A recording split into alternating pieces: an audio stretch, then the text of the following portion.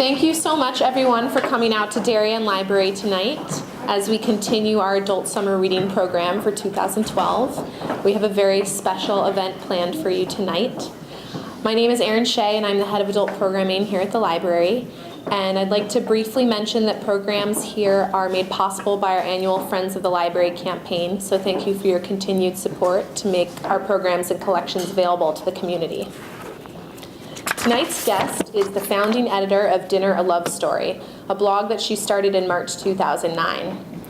She's never worked in a restaurant or gone to culinary school, but she has edited food articles and features in various magazines, including Bon Appetit, Martha Stewart Living, the now-defunct Cookie, and Real Simple. She writes a column with her husband, Andy, who is here tonight, for Bon Appetit called The Providers. She has also, curiously, kept a diary of every single dinner she's eaten since February 22nd, 2008.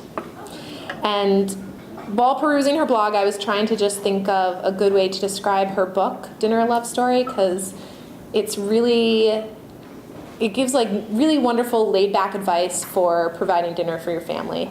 But she actually mentions her favorite review that's come in so far about the book from a reader on Food 52, which, if you'll remember, we had the authors of the Food 52 cookbook and the moderators of that website come to the library last November.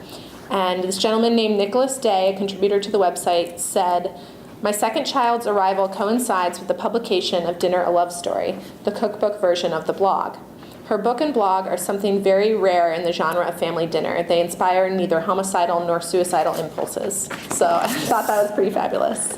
And just to give you another idea of the book, last night I was cooking porcupine meatballs, which is one of the recipes in the book, which its name comes from the fact that there's uncooked rice in it. It's not made from porcupine meat or anything like that. And at the end I was reading the last direction that said, "Don't forget to remove the cloves before serving." And I was like, that's interesting, because I did not remember to remove the cloves before serving. So if anyone gets a really clovey meatball, that was my fault, not the fault of the book. But then it said, "But if you forget to do this, don't worry, it will give you something to laugh about every single time you make it from that day forward." So just nice advice like that makes you feel like a real person is talking to you, and very accessible. I also just remembered I wanted to thank Jackie Miller, our very own Jackie Miller, who's here tonight.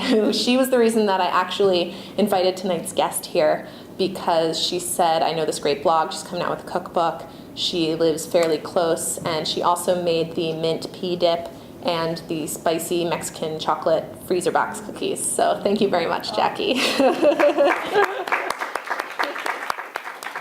This is like the nicest library I've ever been to. I just want to say that to start. You're so lucky if you live here that you have this. I'm on the board of my public library back home, and I've been taking copious mental notes on how many different areas we can improve. But thank you for coming. I'm just going to start by saying, well, as Erin said, that this is my book, and it's a book about family dinner. And it's based on my blog about the same topic. And it's a cookbook, so there's 110 something recipes in here. But it's also very much about family and parenting. And I feel like whenever you write about those topics in general, it's fraught with peril, because people, whenever you're writing about parenting, other people sort of feel like, well, you're judging me. I don't have family dinner. I can't do that. Everyone sort of immediately feels sort of on edge about it, especially with something like family dinner, because it's become such a big thing. It has a name now. When I was growing up, it never had a name. It was just dinner in my house. So anyway, so what I usually do when I start these readings is I talk about, I start with the note that I wrote in the book, which starts the book, because I want to make sure that everybody feels.